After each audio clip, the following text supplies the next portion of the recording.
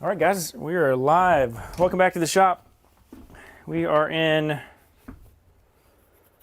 wondering if I labeled the video wrong. See, I think this is part 5. Let's see what the broadcast says real quick. We're working on the floor.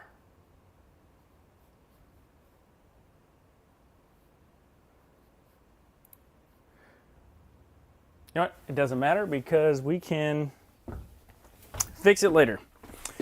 All right, working on the floor. As you guys can tell, we went ahead and took all the stuff that we were using to glue down the floor. And if you're just joining us, we're doing a live build the next couple weeks to knock out this van. We've got everything in the shop. It's just now time to actually apply everything to the van. So things that needed to be modified and painted, they've came back from other vendors. Stuff such as the power components, the rooftop AC. We've been working on all that, and so everything's just really coming together. And so this series is pretty much like a daily series, just to get you guys updated on what I'm doing with the van, and also to kind of document the whole process. So if you guys have questions in the future, you can go back and reference the video, or if you have questions right now, you can just go in the chat and ask me, because we're live. It's Saturday, and yeah, it's a nice quiet day at the shop. One thing I'm going to mention really quick before we get started. If you guys are doing your own DIY build and you're looking for some help as far as finding parts, and you're looking for a way to quickly look at parts for a van from somebody that has already bought a lot of van parts, I want you guys to check out the DIY van build cheat sheet. So this is a cheat sheet that I made. It's the past 3 years of all my Amazon purchases, stuff that I have in the shop, all the tools, products and stuff like that. So it's already vetted, and it's essentially an Excel sheet. So this is what it looks like. We have electrical, we have fasteners, hardware, HVAC, insulation, kitchen, roofing, solar, which we'll be doing in the following week. We've got the last part right here, tools, awesome section. All the stuff you see me using in the shop is right here. Well, most of it. This is a living document, so it's always going to be growing over time. You can see we got over 255 items at the current moment. So we're still adding to this, working on this list. But the nice thing is, if you go to the link in the description below, just put your name and email address, and it'll go right to your inbox. It's completely free. So this is completely free. Doesn't cost you anything. It's a nice way to just have a list. I use it just to reference when I need to catch up on parts that I've used and need to get some more. I go right to my link. It's very convenient. It's a DIY van build cheat sheet. It's designed to save you time and money with this curated products list. Time, because everything is organized in the sheet, and then money, because you're not having to buy stuff, it not work out, and then buy more. So put your name and email address. It'll go right to your inbox. It's completely free, and I really think it's going to help you guys out on your DIY van build. All right, back to the stream. So we are back here in the back. And if you're just joining us and you haven't been watching the stream, we're putting the flooring system in. Typically, you would put the floor in and kind of build the van up from there. But this van has a pretty complex system in the floor. We have a flip and fold seat that's going to be mounted over here, taking up a hole in the floor. We have an in-floor hidden shower pan, which I'm actually kneeling in right now. Then we have our Webasto Airtop 40, or Evo Airtop 40 heater. We have some electrical lines that need to actually go underneath the van, because where we want our control panel, the factory wiring is not long enough to make our run back to our power system. So what we've done is we've set up a secondary fuse panel right here, so a sub panel, if you will. And the sub panel is pretty much going to power all of our 12-volt components in the van. That way, if you need to ever work on it, it's in one location. You can take off the back panel of the kitchen galley, access it just sitting right outside your van, replace your fuses, do all your maintenance in one location. And then your main heavy duty fuses, so all your mega fuses, 100 amps, 80 amps, stuff for the AC, and then inverter, that's all going to be located in this back area. So just two nice convenient areas to work on your system. You don't have to worry about anything else. Up here we're going to have a very sleek interface. We're going to use the Renogy One system. So we have one screen to monitor everything. We have our Victron battery monitor to monitor our battery. And then we have our Webasto smart Bluetooth controller, which allows us to wirelessly control the temperature on our heater, which is very convenient because if you've ever, if you've done camping or van life already, you know how nice it is on a cold morning to just crank up that heater, get the van nice and warm, and get out of bed. So we want to make sure everything is nice and convenient in this van, but also easily accessible if it ever needs to be, if maintenance needs to come. All right, what we're doing today is we paused on the second section because, like I said earlier, our wire is not long enough for the heater access. So we will have to come through the floor here. The good news is we only have two wires that we have to do that with. So the first wire is the one I just talked about, the heater, and then the second wire is going to be the power supply to the Renogy hub. So the Renogy hub is what is going to control and manage all the network cables that go into the the Renogy smart lithium batteries. Each of those batteries link up and communicate to the hub. The DC to DC MPPT charge controllers, both of those also connect to the hub. Once all that's plugged into the hub, and we have it powered right here, we actually have a network cable, and we have Bluetooth connection that connects it to the Renogy One controller. The Renogy One controller is just a convenient way to check on the stuff in your system. It's expandable, so if you want to add some other gadgets to it, we're keeping it nice and simple. So the next customer, they can do whatever they want to with it. Renogy actually has a subscription to where you can do different services. Say, for example, you set up a Wi-Fi system in your van.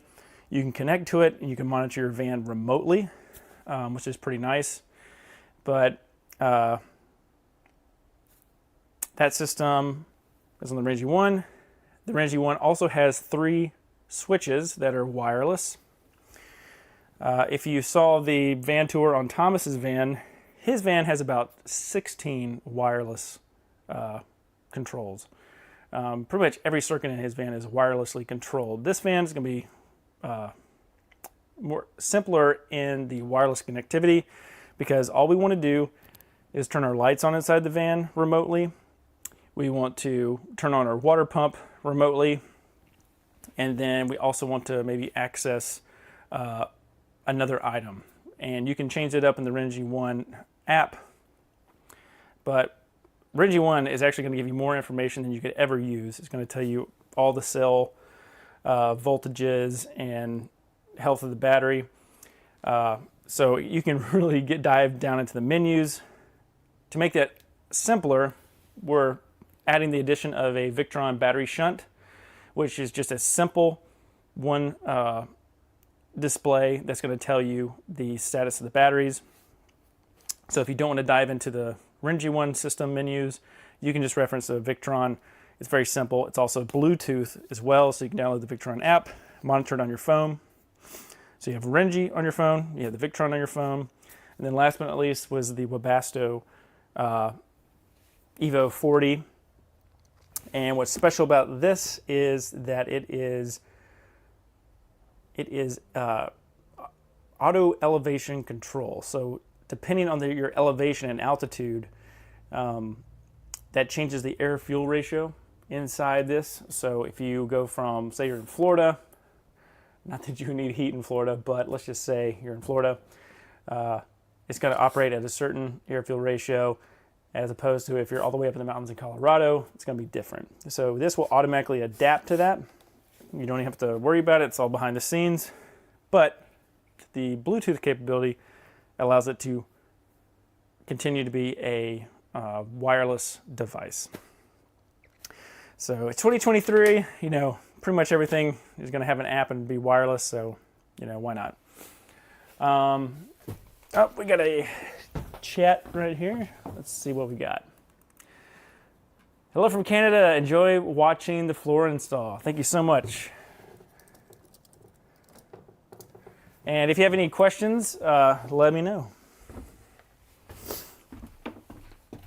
I'll briefly go over the floor system that we're using. So we are using, this is our own system. So I don't want to say I developed this kind of method of the lattice structure on the bottom and the kill mat. A lot of people are using that. However, this is kind of the layers that I like to have in a van.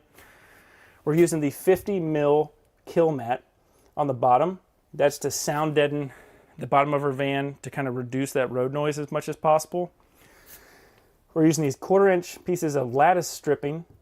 And what that does is that combined with the kill mat and the adhesive, using Loctite Marine, PL Marine adhesive, that allows us to distribute the pressure or the load from the foam and the floor so you don't have those soft spots in the floor.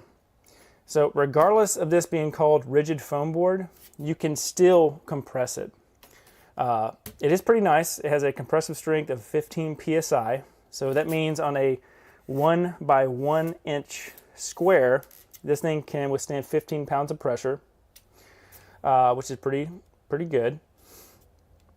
But it's not perfect, so you want to make sure you help this do the best job it can. And by adding these lattice strips in the floor, you get a chance to make sure it's not soft. Then that brings us to our plywood. We have 1/2 inch plywood, and we're going to be coating that with a special adhesion promoter designed for an epoxy application. So technically you can just put epoxy on the wood, but it may get brittle and not adhere well. So to make sure that this is a excellent adhesion, we have a product from Sherwin-Williams that is designed, I keep messing that up. It's either Sherwin-Williams or Benjamin Moore. I'll find out later. But that special bonding primer allows it to adhere properly. It's specifically designed for wood and epoxy application. So we are going to coat the top of this floor when we get done with that, and that'll prep it for our lawn sill flooring, which is our highly durable flooring. It's the same floor that's on airplanes, the little coin floor, and it's going to bring in our theme of this van, this kind of black, dark gray, bamboo, that type of vibe. It's going to tie everything together. And then once that's finished, we got our power system that's already assembled on the bench. We're going to bring it in. We've already plumbed or drilled the holes for our water tank, drain, and vent, so we don't have to drill anything else in the floor, which is nice. If you have anything that you need to drill in the floor, do it before you put the floor in, because it's hard to really do a proper rust preventative if you have the floor covering it. We do need to build the 80/20 cage for the frame for the water tank, but it's very simple. It's 4 pieces of 80/20, bunch of brackets, and just it's easy. And then we can bring in our kitchen galleys, our fridge, and then we'll kind of go from the bottom to the top, finishing off with our overhead cabinets, our Dometic RTX 2000. Yeah, we'll be going pretty well here.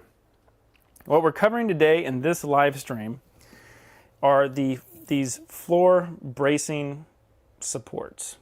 And I don't know, I just made that up. What this does is we need this for our pull-out tray. I've seen a couple trays on YouTube, and my concern is that the trays are just bolted into the floor with maybe like wood screws or something like that, and they're not actually bolted through the floor. So if you can imagine, say you have a Dometic fridge like a cooler style, and you got a bunch of climbing gear or a mountain bike or something like that, that's a lot of weight. So that full extension drawer slide that goes out to your van that looks really cool, you need to make sure that the frame of it is through bolted through your van, because there's a lot of stress put on whatever you're using to mount it. And so what we're doing is we're using 6 grade 8 bolts. We're doing 2 in the back. This is the high leverage point. So this is where, if somebody sat on it or whatever, if you did not do this, it could rip out of the floor. And then we got 2 in the front, and that's really just to keep it from, lifting up. I believe with the 6 grade 8 bolts, we won't have to do anything else. The frame from the Flatline Vanco pull-out tray is very strong, so we should be good. But if we do, we can just supplement with some screws into the floor, which is okay. But you need to have some type of brace like this. So what we're doing today is we are installing 1, 2 here. We're going to be cutting this foam, and we're going to be installing 2 pieces of 1-inch aluminum. That's going to allow us to make sure this seam right here is flawless, and that over time it doesn't shift, and then you have that little bubble in the floor. Some people don't care about that, but I don't want a bubble in the floor. I want it to be nice and clean for the life of the van. So we're going to be doing that. To begin with this part over here, we have our bolts. There's a 3/8 inch bolts here.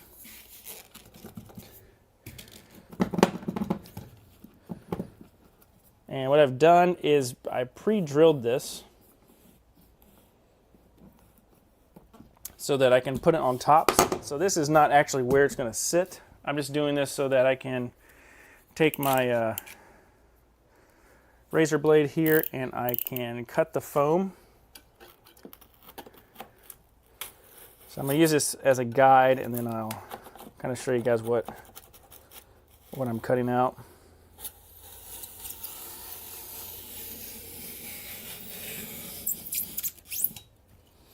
Now it is true that I could have done this before I glued the foam in, but it's easier to do it like this because I have this metal piece as a guide, and then the foam's not going to move at all. I mean, it's in there forever.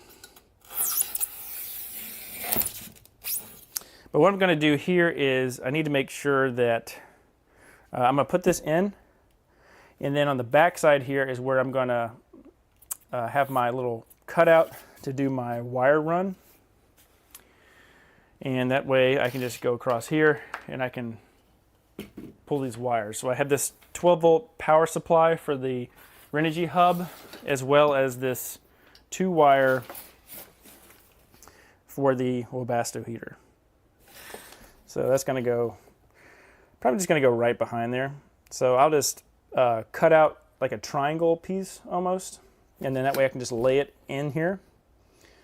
And then I'll just put masking tape over it so it doesn't pop out, and then the floor will just go on top of that. And then these will be protected. So let's go ahead and keep cutting out our foam.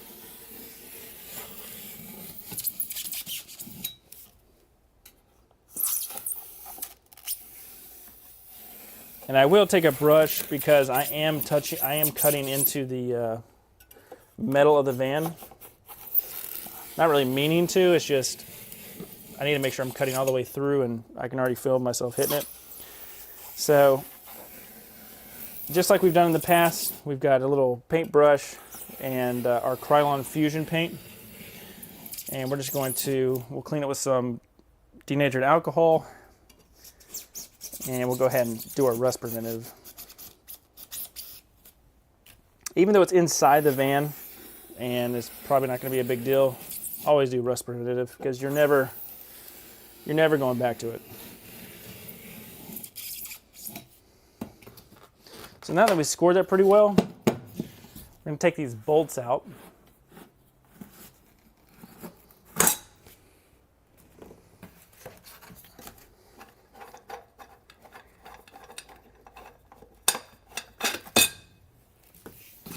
So there it is. It's just a piece of 1-inch square tube aluminum, and it's from Lowe's. It's thin wall, but it's very strong.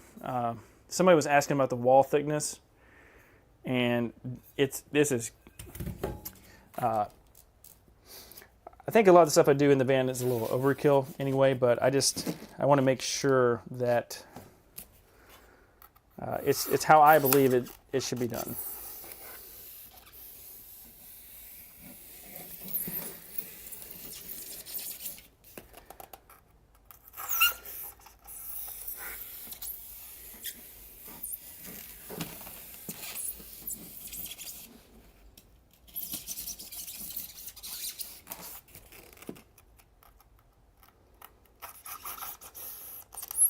Again, don't worry that you're cutting in to the van floor.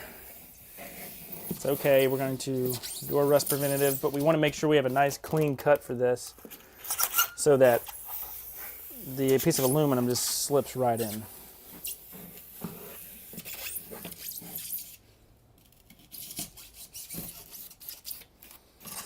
All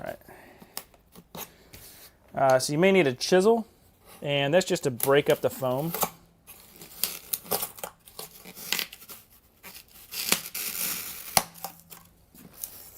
So if you take your time, you're going to have a nice, super clean edge.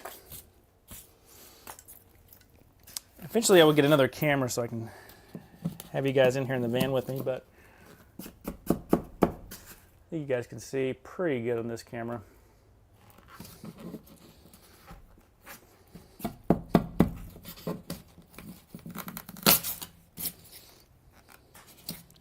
Plus this gives you a chance to see how well the marine adhesive is holding, and it's doing a really good job. It's completely bonded.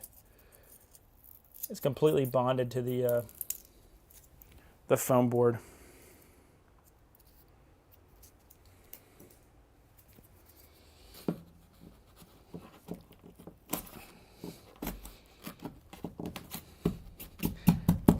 So just using a chisel, this allows you to get that adhesive that you just used off of the van. And I do like how it's hard to get off, because that just shows me that that marine adhesive is an excellent product to use for this application.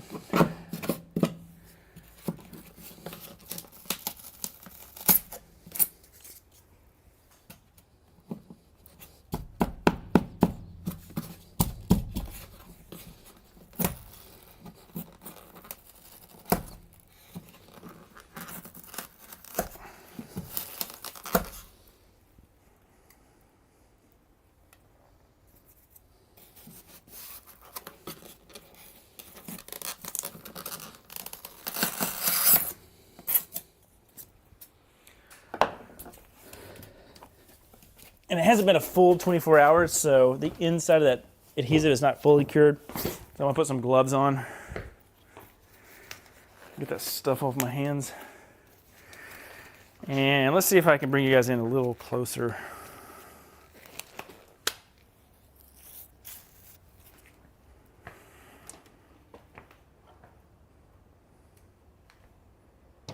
All right, that's as close as you can get.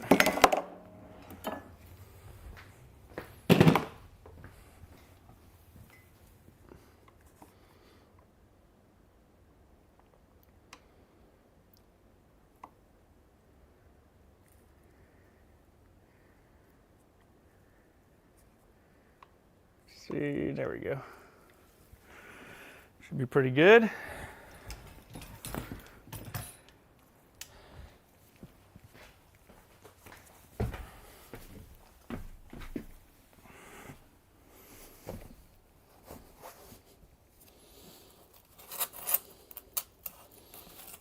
Yeah, so as I'm looking at this adhesive, we've got the outside's fully cured, but we put a lot on here.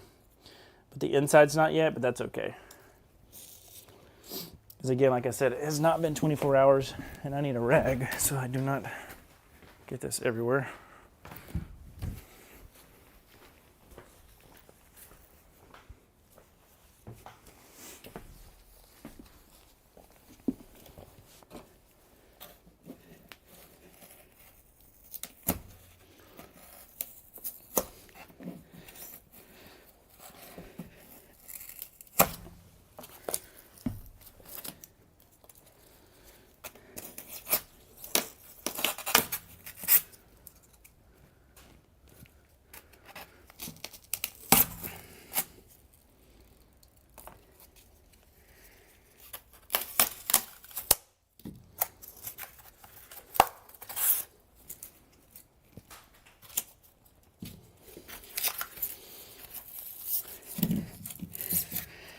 Yeah, I'm glad I'm doing this now. This adhesive is actually extremely good. It is.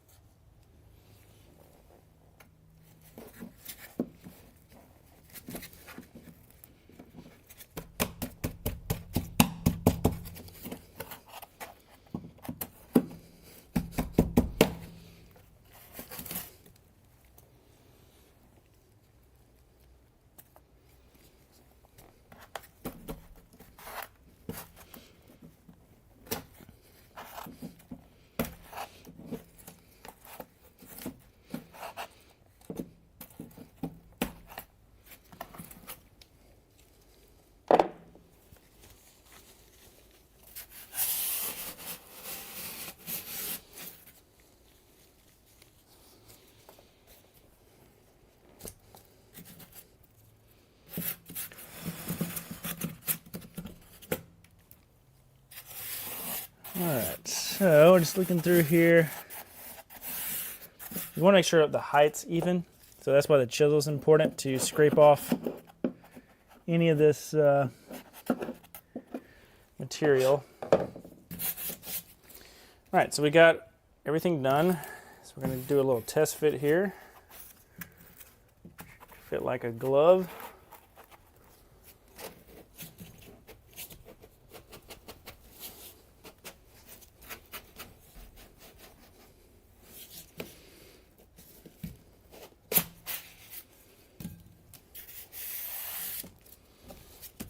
Got a little bit more to shave off on the side.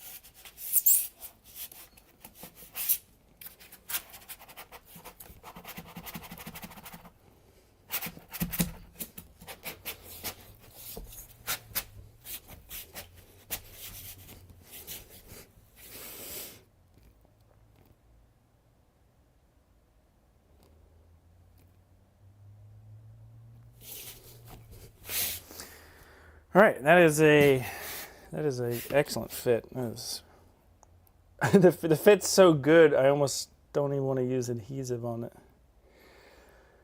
So I think I'm going to wait until I get the floor modified. So we still need to cut out this edge right here in the floor. So we're just going to call this one done. Then we can move on to the other one. This one move over a little bit.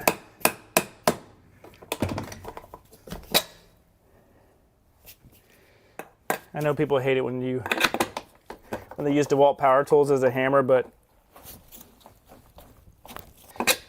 it's just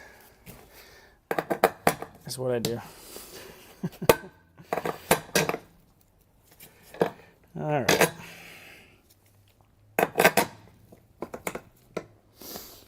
Actually, for this one, I might get a real hammer. I need to move that over just a tad.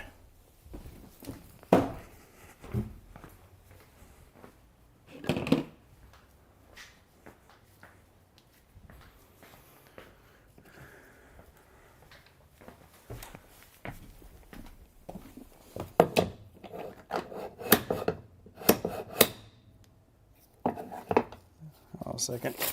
I'm gonna mute the mic real quick.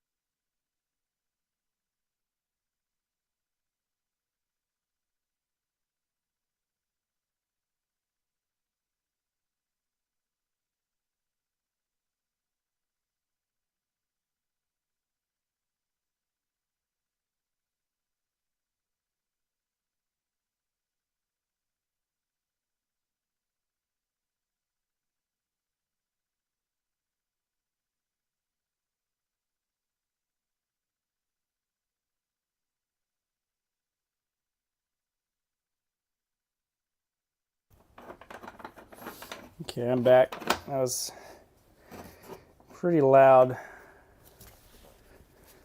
course, this one, that one's going to be the funny one. So we'll just see if we can twist that down there.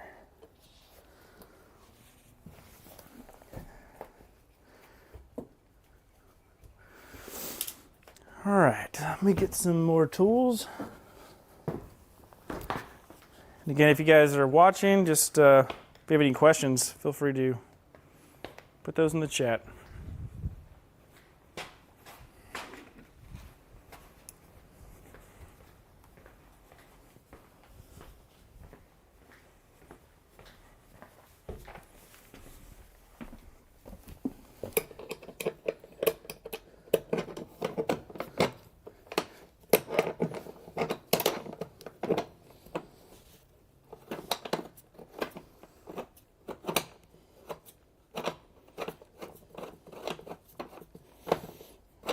We got that one through the floor. We'll just have to chase the that hole one more time before we finalize this. All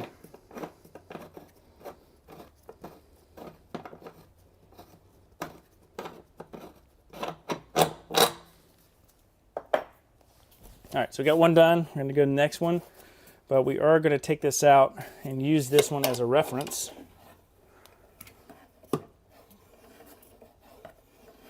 For our hole spacing.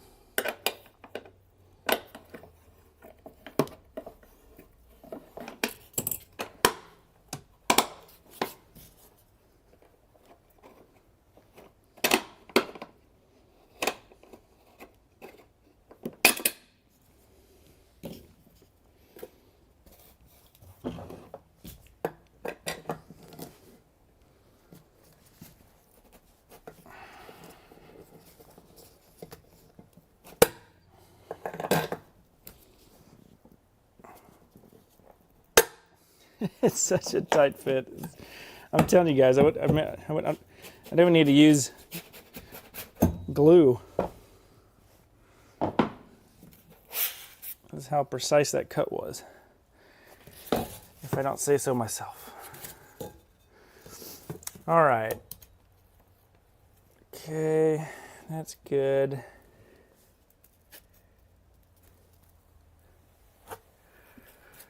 Interestingly, okay, that hole and this one.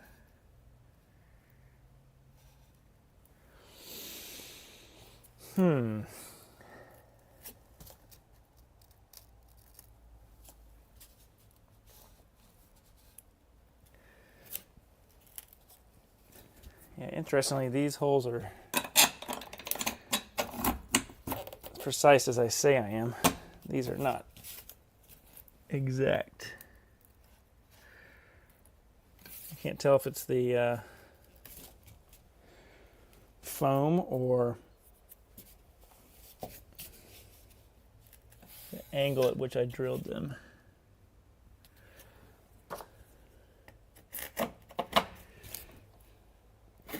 That's probably right.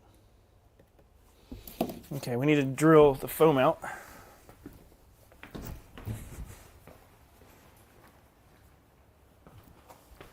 I've got the drill over here in the drill press.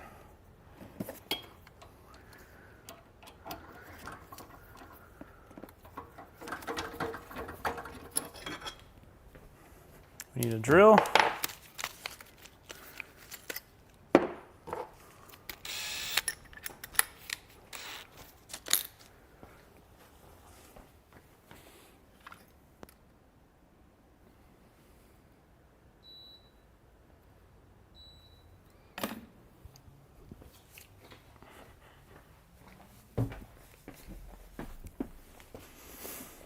Okay, this is where the hole is supposed to be.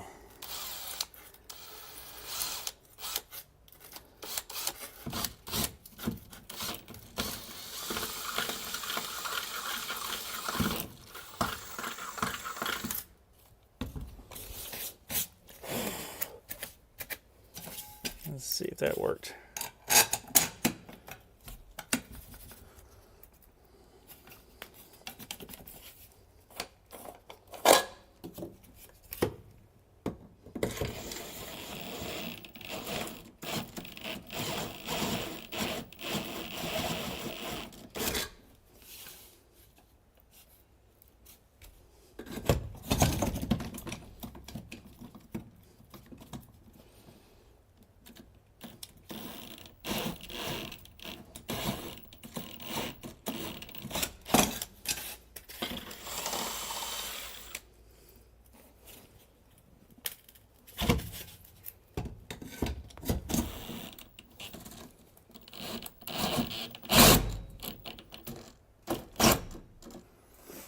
Mute you guys 1 second.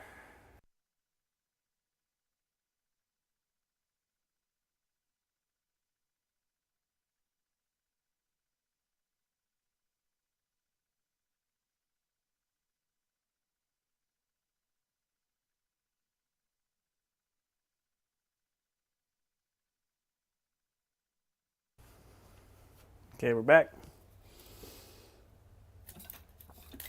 Okay.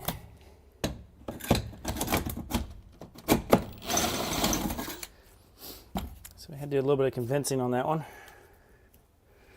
So let's put the bolt back in. All right, that's where we want it, right there.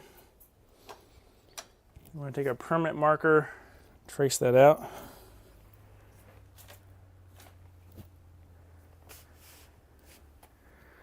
Wherever the permanent marker goes. I tell you, I buy a whole bottle of 10, or a whole case of 10,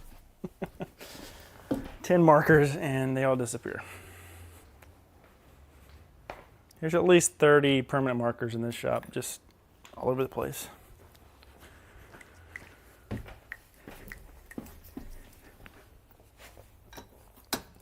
The only problem with having to do what I just did is now I've got to vacuum, clean up all these filings. They're aluminum, It's not the end of the world. I just don't like it, like them all over the place. Okay. So here is this one. So when we get done, we'll be able to get this brace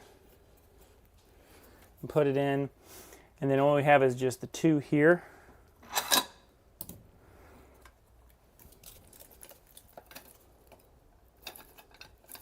So the goal of this live stream is to finish and glue in all of these aluminum pieces, because I can't put the floor down until all of the aluminum's in here, because I need it to, when I sandwich the floor down, I want that level to be just as flat as possible. That's the whole goal.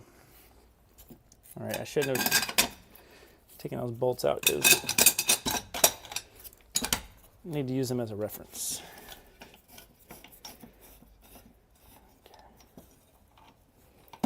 There we go. And the one thing I noticed when I was cutting this out earlier, just a second ago, is that I tend to turn in with my knife, so that's why the fit was so tight. Be very careful when you're doing this with a blade like this.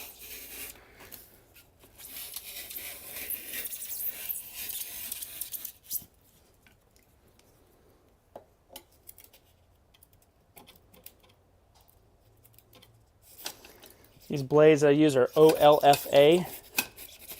It's a Japanese company. Japanese steel blade. It's the best ones I've ever found. And surprisingly, you can buy it at Lowe's. It's OLFA.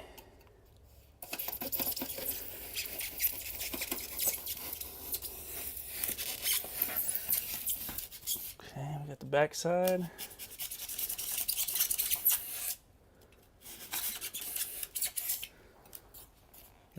The front side.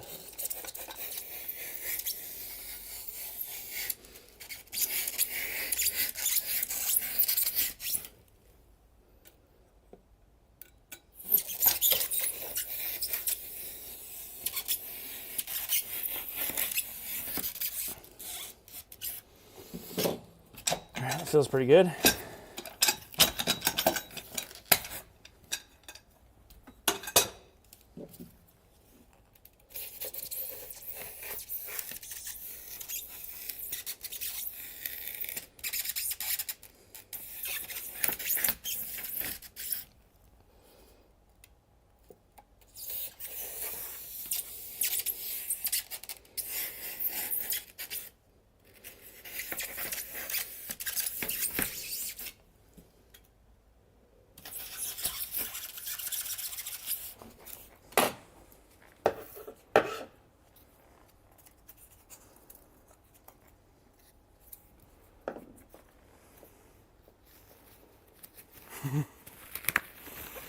If I can put this glove back on.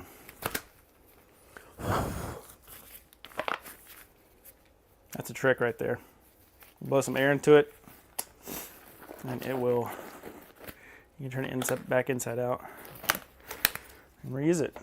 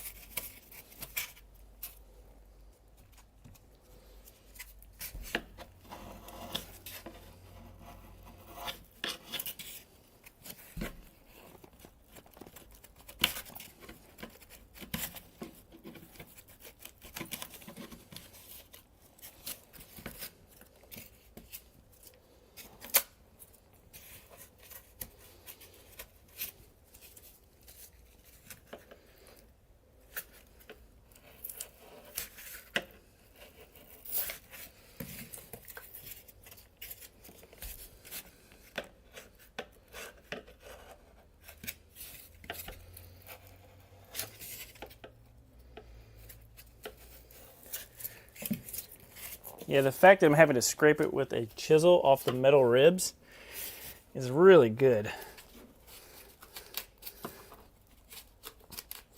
I used to use silicone when I changed over to the marine adhesive because of Humble Road.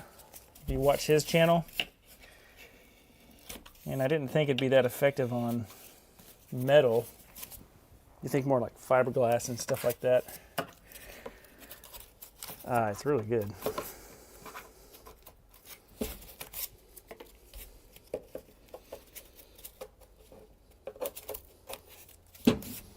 I mean, this is not even fully cured, and it's already, I'm having to scrape it off. All right.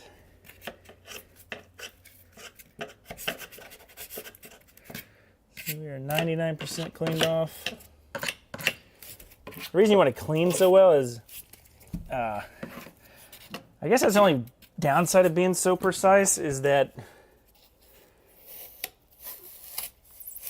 if you don't give it room to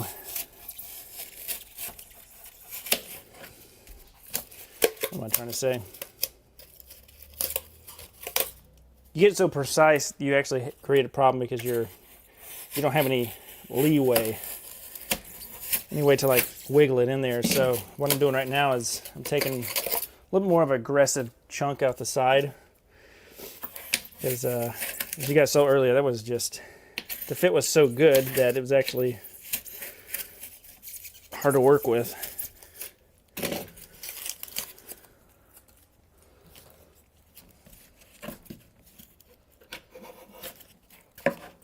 I would say next time I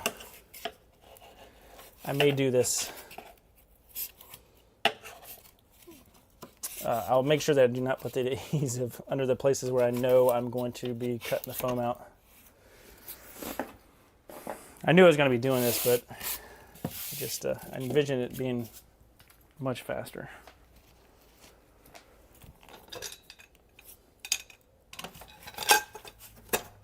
Oh yeah, see? Yeah, see that goes out of there really fast.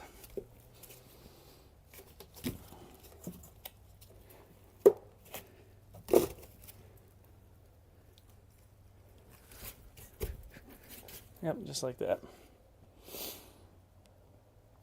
Excellent.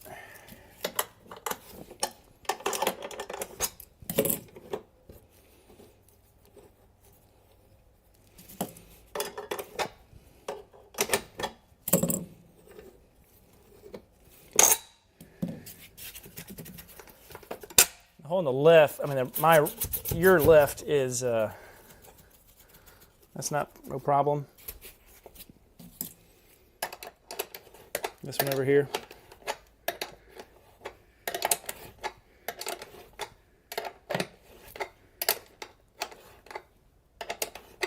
So that one's nice, clean, and flush. This one over here, we've got a little bit of a height. Probably has to do with the amount of weight I put in here on the middle. I mean, it's a 1/16 of an inch. It's nothing crazy, but you know. Okay. So I'm gonna mute the feed really quick because I need to drill.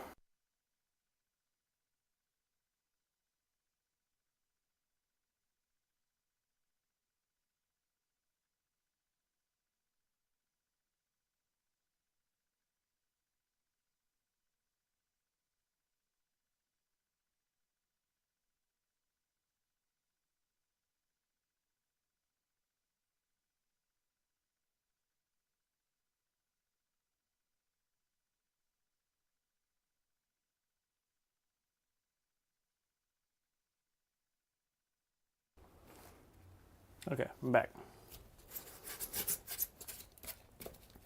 And you may be wondering, why am I taking a piece that was perfect back here and kind of wallowing it out?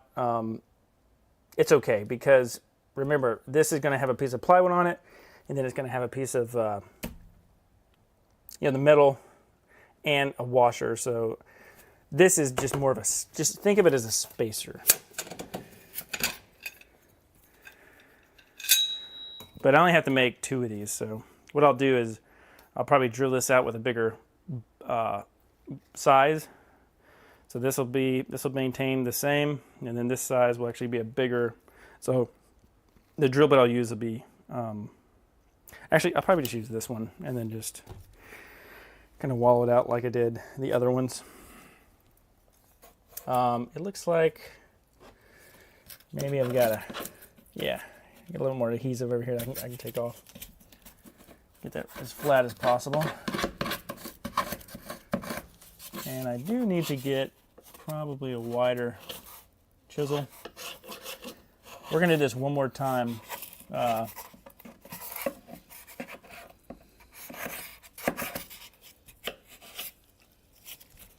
On this side. We won't have to do it for this back side because obviously we don't have any adhesive on there.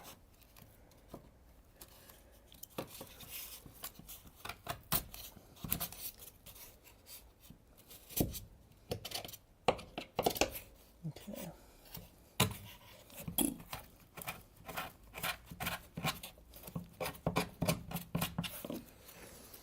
Perfect. All right. So what we're going to do is get the vacuum, clean up our mess, get a new piece of aluminum bar, cut, and we'll be right back.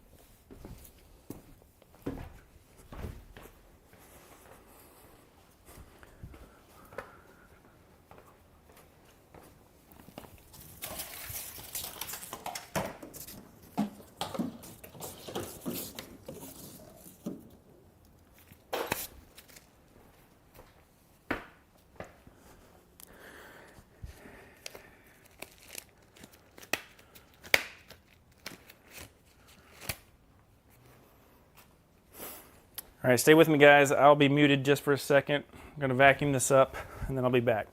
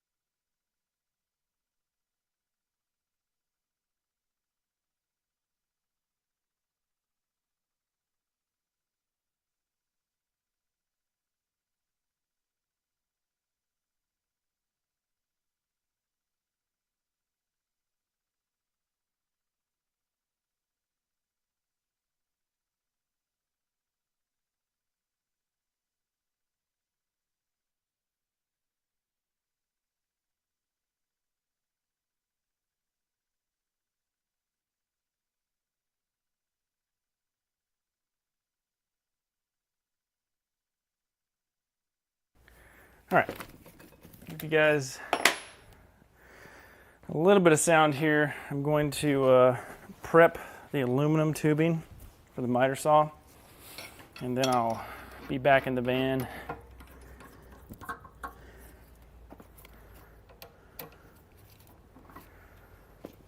All right, we're going to drill press set up. Now we just need to take this piece, we're going to replicate it over here.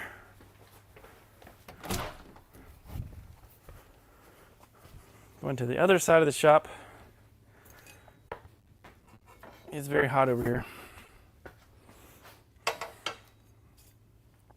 All right.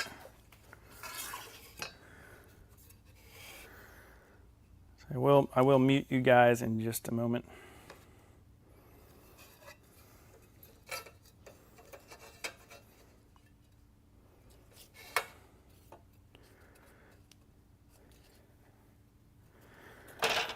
So I'm using OBS for the stream, and they have a bunch of options. They had a sound limiter. If anybody knows how to do that, you can put that in the chat. All right, I'm going to mute here for a second, cut this piece, I'll be right back.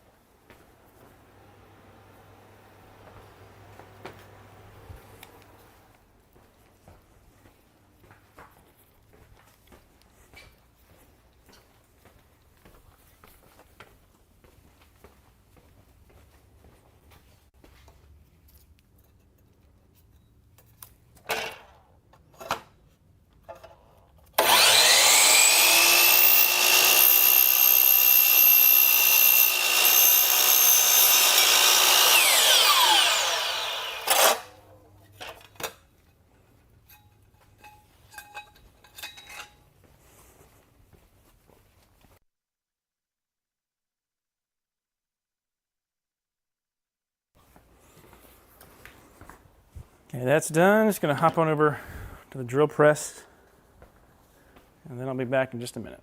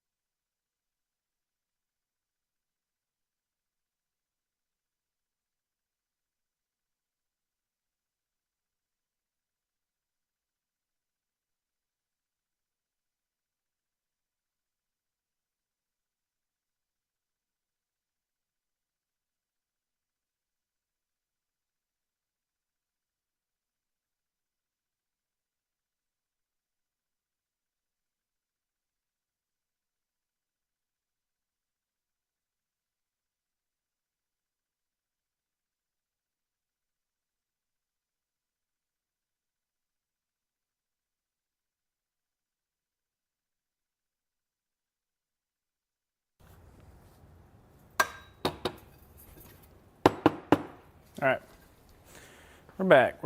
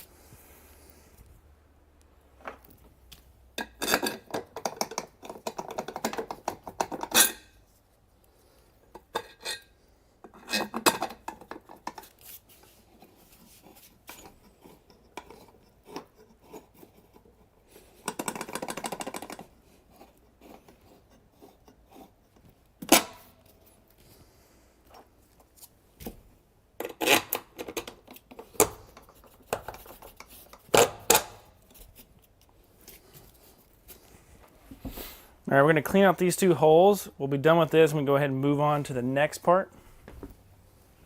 We will have to cut some more pieces, so we'll be muted again, but in a minute.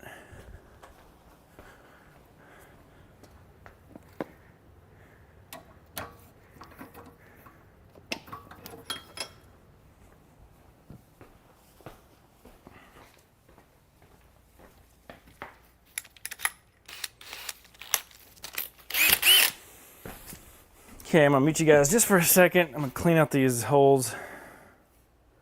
I'll be right back.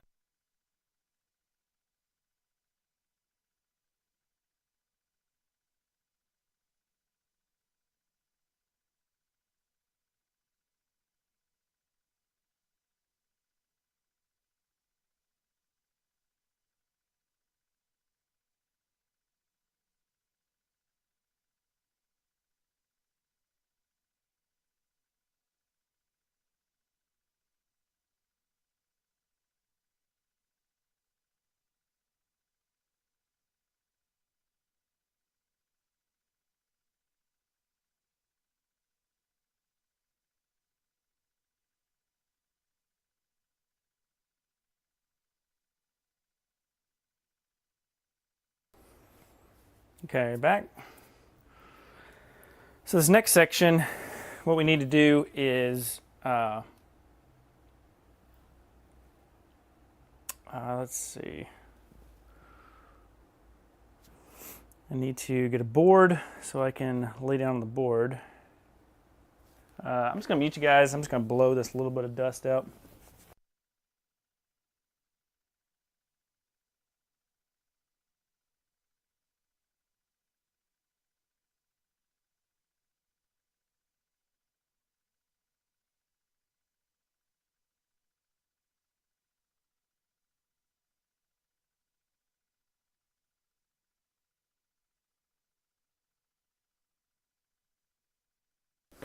All right, let's see if we can find a piece of wood that's going to allow us to kneel down on the foam. See if if I have one the size that I need.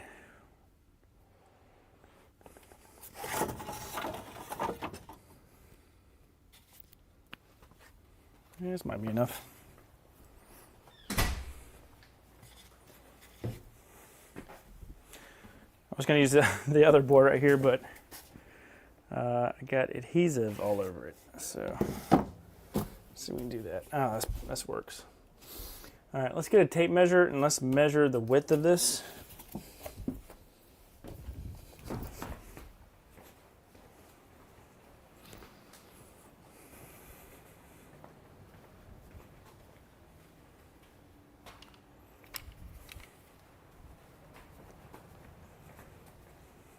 We're working with 4 foot, is it 4 or 6? I think 6 foot stick? Yeah, 6 foot sticks.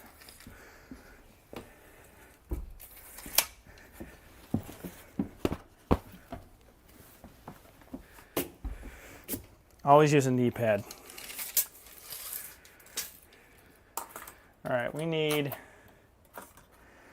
so we got 53, but we don't need actually 53 because this is only being supported at the, I just want to do it at the metal supports of the van. So we're going to cut 2 pieces, and they're going to be,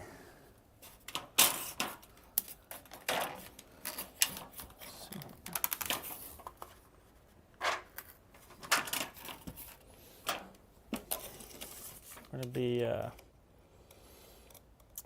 50 inches. We're going to do 49. I'm going to do 49 and a half because I want to keep it away from our wires on the right side. So I don't want any chance of these shifting and touching that. So we're going to keep it 49 and a half. So 2 pieces, 49 and a half. I'm going to cut those and then I will be right back.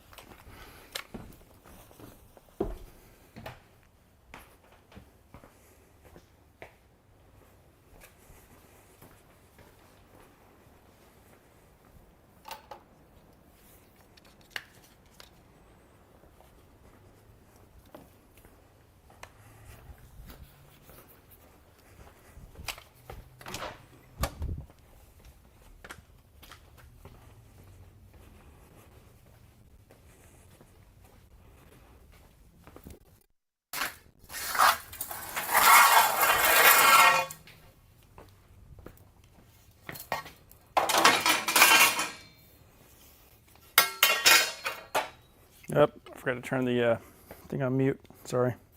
I'll be right back.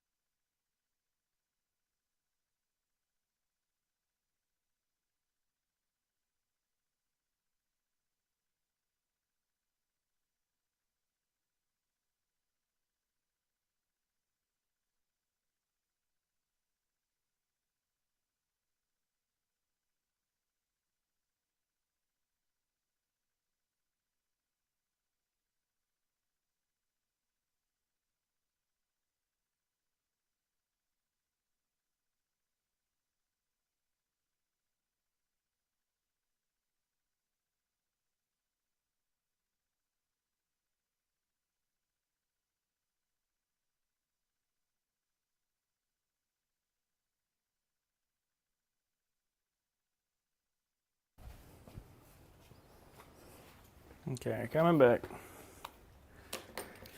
I found my markers. There's like 3 of them by the miter saw. All right, so this right here is the concept that, it's what Humble Road uses in his vans, or some of them, for these seams. He uses it primarily for support, which it does provide support. That's the whole point. But for me, I want to make sure that this lip transition is, it doesn't move on us and create that effect where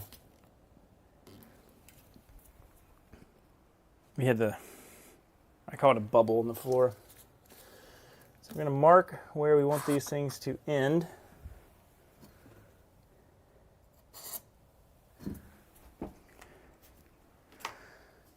And then we're going to take one away.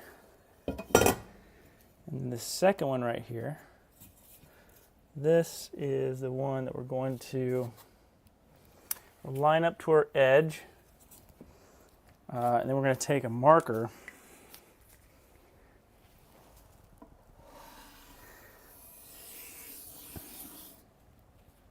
and I'm going to use a different method to cut this out because I want a little bit of speed. And you might be able to tell what I'm going to use. So I'm going to use this, and I'm going to mute us, and I'll be right back.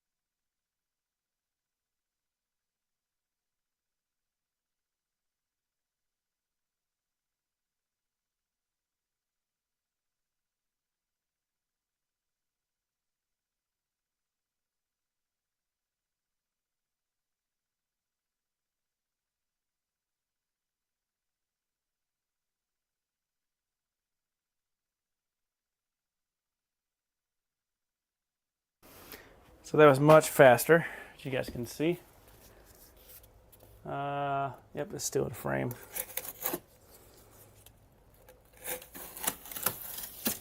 I'm just going to take this and get the rest of it out.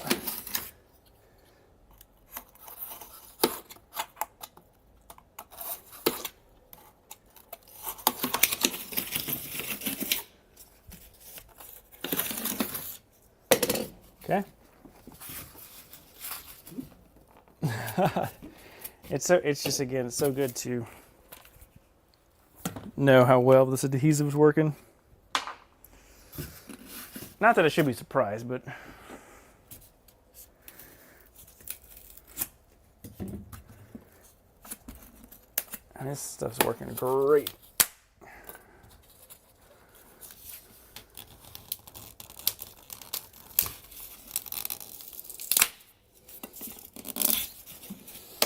Yeah, this end where it got a chance to really cure, it's amazing.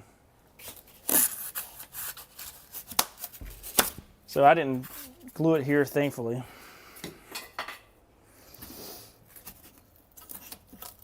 I should say I stopped gluing right up to that edge.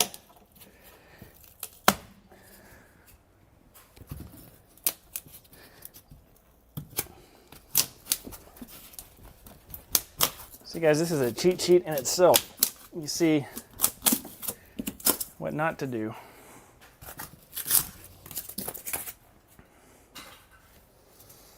All right, now we just got to take the chisel. I'm gonna see if I got a bigger chisel. Make this a little bit faster.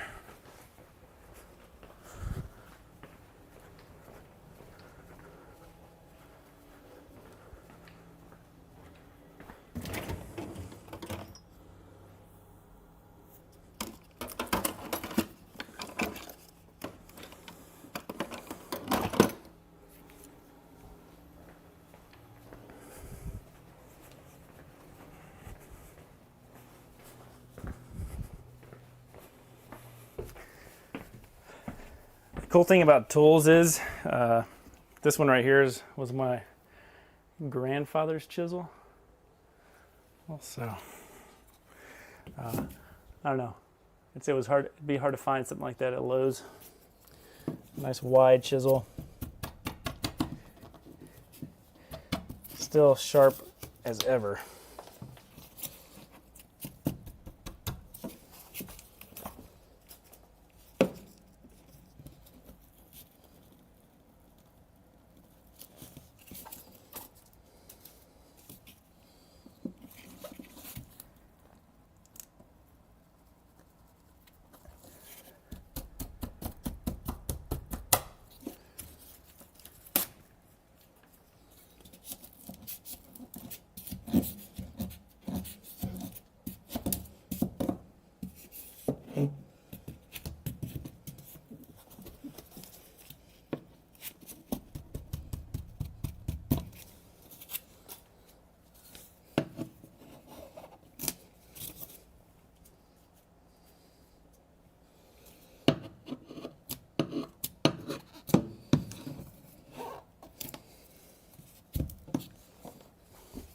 Oh, that's a trick.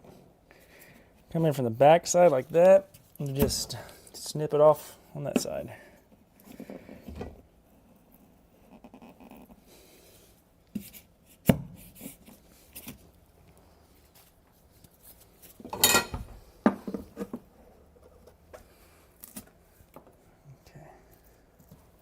Just gonna make sure you guys can still see what's happening. I'll move the camera back just a little bit.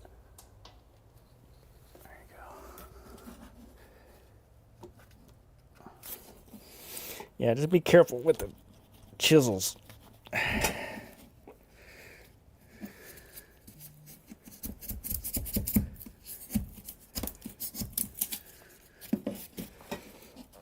You're never supposed to chisel towards you.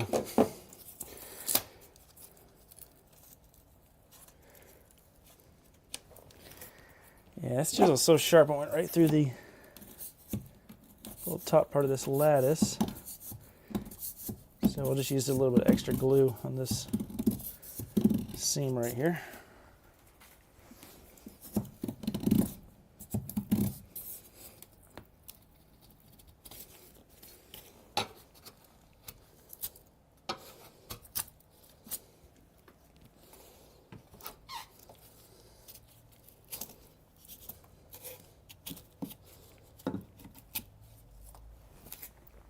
Perfect. All right.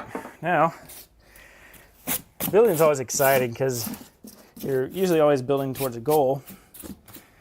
And even simple ones like this where I'm just trying to put a piece of aluminum in can be fun because once you get it all prepped nicely, you can go ahead and give one of our pieces a try. And see, look at that. Perfection. Excellent. Good. We got a little bit of adjustability there to make sure we get it right where we want it. All right, so that one's going to go here, and then this next one is going to go obviously directly behind it.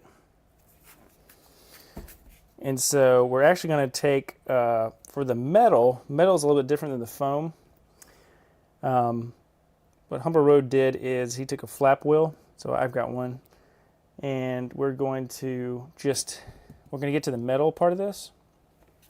But the nice thing is we're going to make sure that we put enough adhesive on it so it covers it, and then we don't have a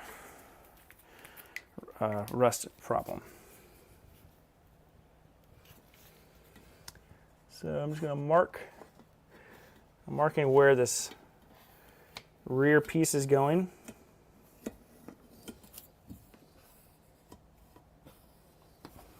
That way we know how far to grind to. It's really sanding, it's not grinding. It's not that aggressive.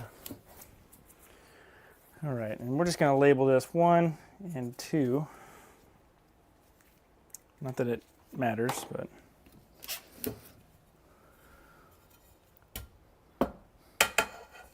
okay. So that's our 2. I'm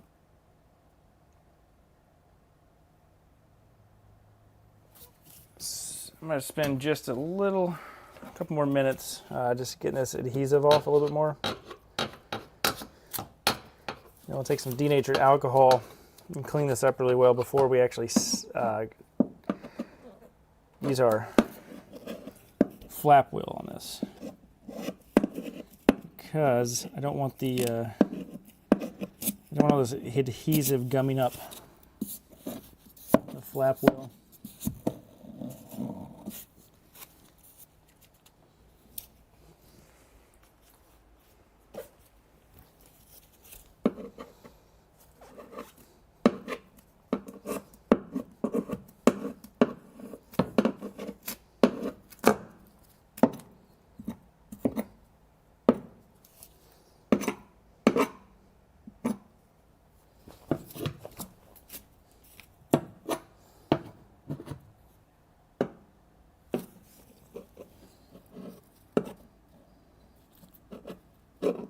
Another good news is we don't have to do the PVC strip, obviously, because they don't need to be ground down. The metal ones are the only ones, so that's it. So let's mute you guys one more time, get the vacuum cleaner on, and we'll clean this up and get ready for next step.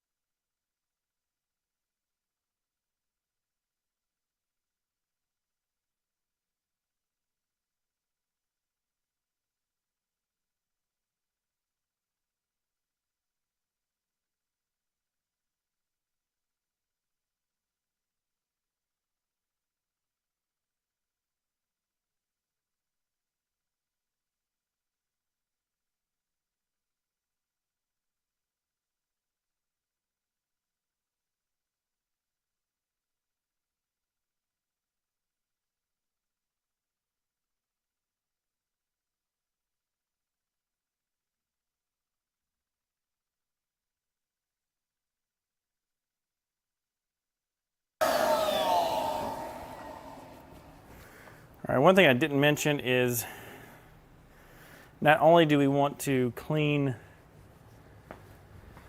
the van, but we want to make sure you clean the aluminum, because it's got all kinds of maybe oils or grease. It doesn't look like it, but you'll see here in a second. We got a white.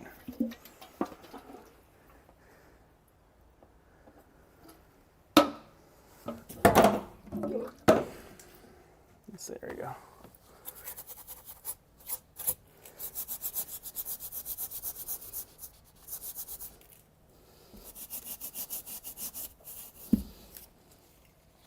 Yeah, that adhesive does not.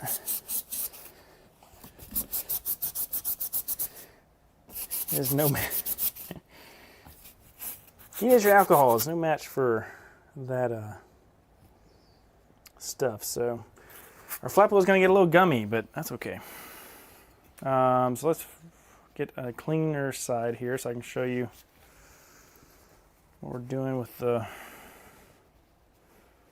That's okay. Let's use this side.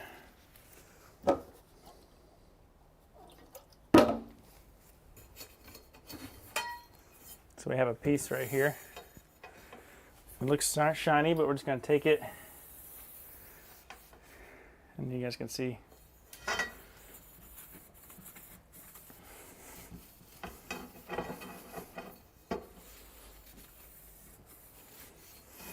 Might as well clean all of it. We don't know what side we're putting down, even though we numbered it.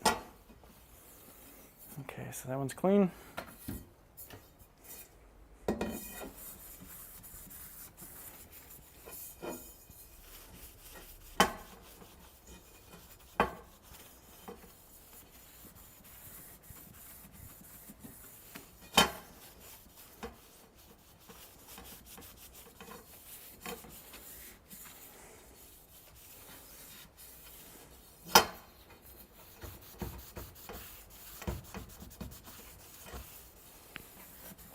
There, you guys can see how dirty they are. Okay, so those are all cleaned. Let's get our drill with the flap wheel attachment. Make sure I can find it. That'll be our next step.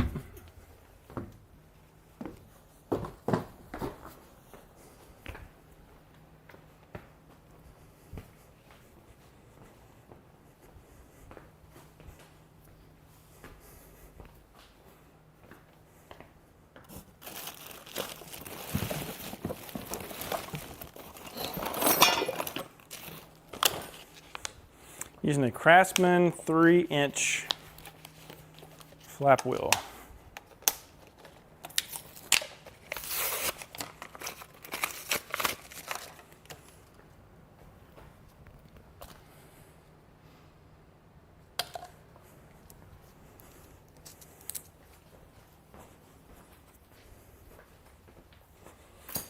Okay, that's what we're using. I'm gonna mute you guys and do this real quick. Be right back.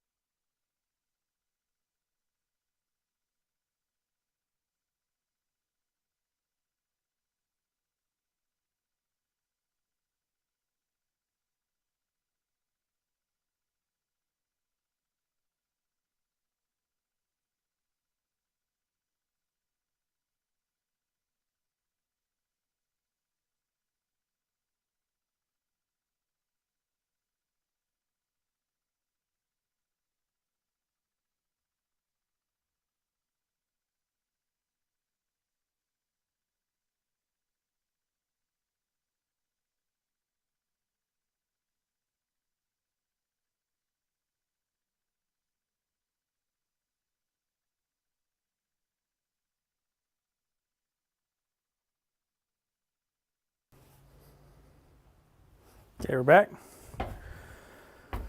All right, now we're just gonna clean it up. That was an easy process.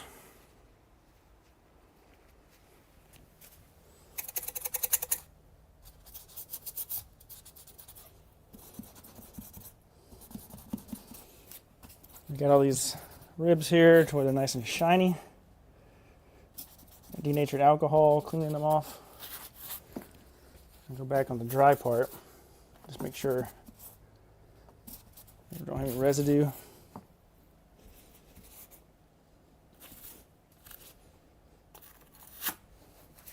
Okay.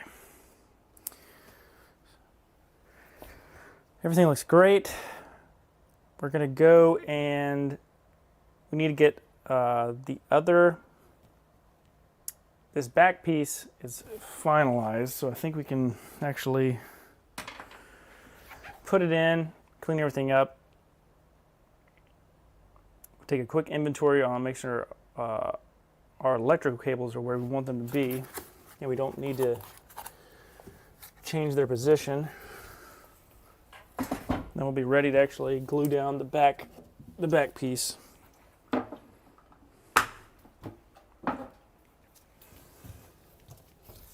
Exciting to get that third piece in because these things were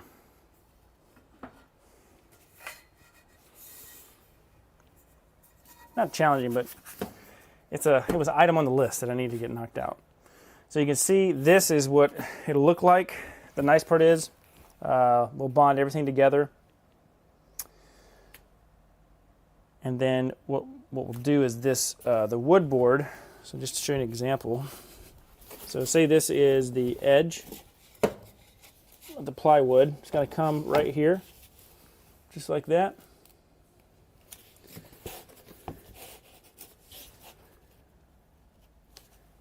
Come just like that.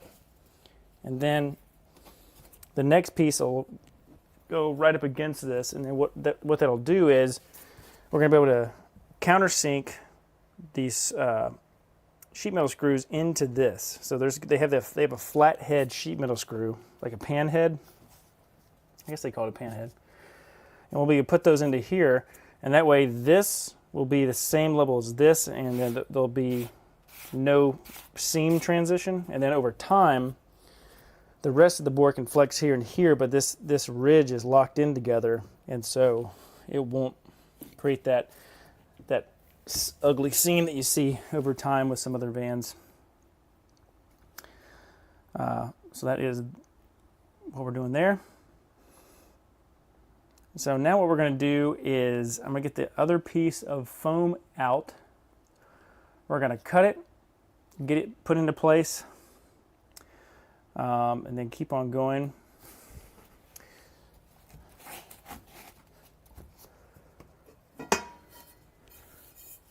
So that piece isn't there. Let's see what else here.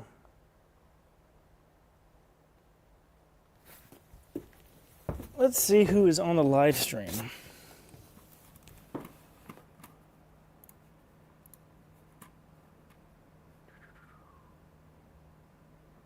Did I have 2 part 4s?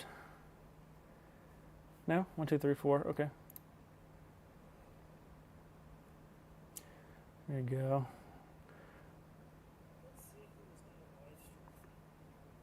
All right, let me back this up, and I'm going to wrap this up just so I can take a quick break. And don't worry, you guys will not miss out on... Here, let me back up.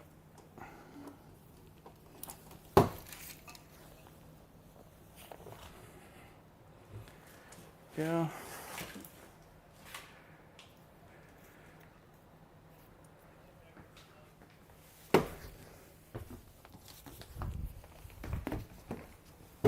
All right, back up here. Give me some space. Okay, so we have, let me stop my time lapse.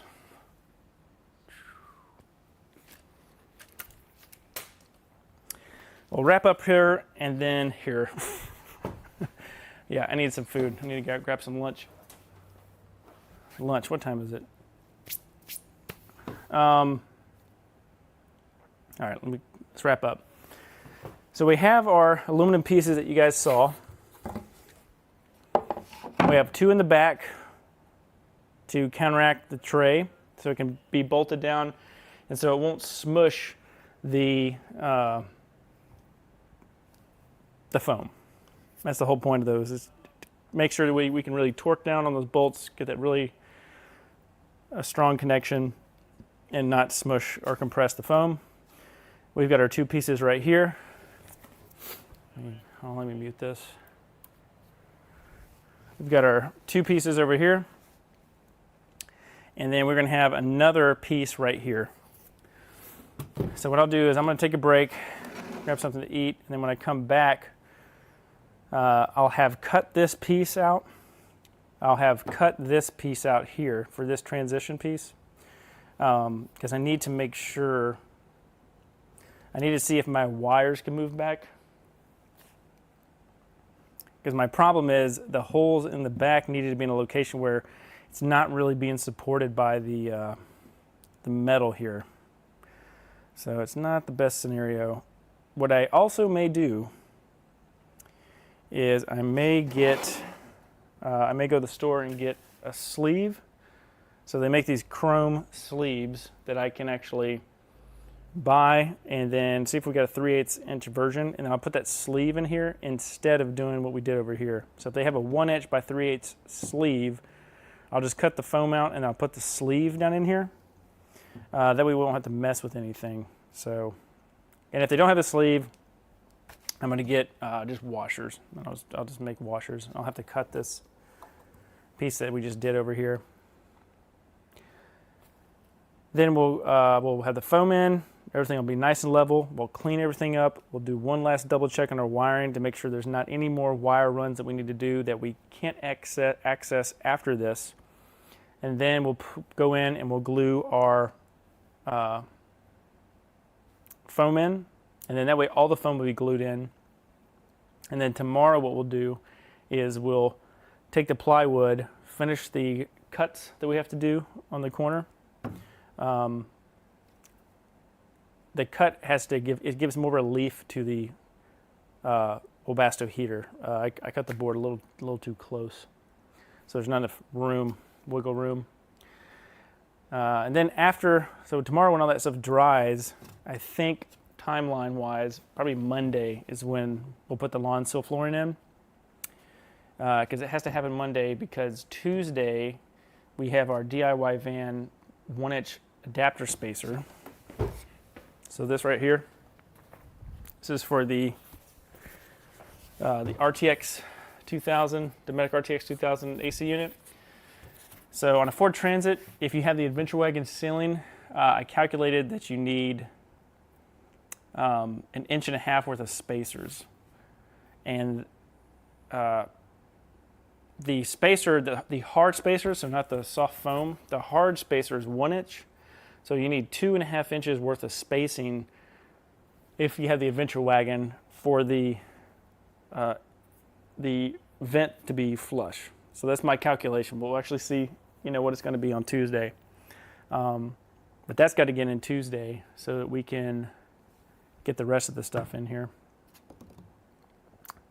All right, that's the plan. So hope to see you guys in the next live stream. Make sure you guys make sure you bring your questions if you guys have any. Check out the DIY van build cheat sheet. The link is in the description below. Make sure you guys are subscribed to the channel so you guys can follow up anytime we have a new video coming out. Like this video if you enjoyed it, and then also share it to anyone who you think may need it. Help on the floor, installing the floor by themselves. As you can see, this is pretty much, I call this professional DIY. How about that? It's stuff that you guys can buy and do at home and achieve a professional result. So once again, hope that helped, and I will see you guys in the next live stream.